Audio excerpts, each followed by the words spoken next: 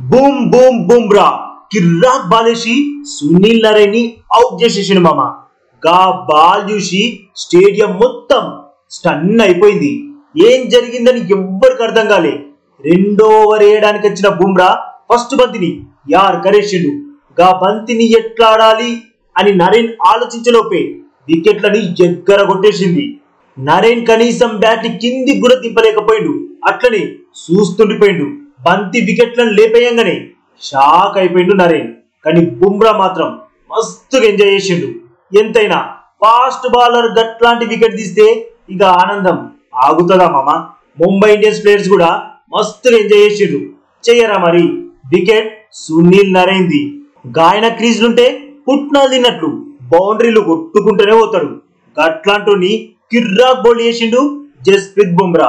మరి ఇది ball of the IPL season 2024 అవుతుందా మామ? కమెంట్ పెట్టుర్రి.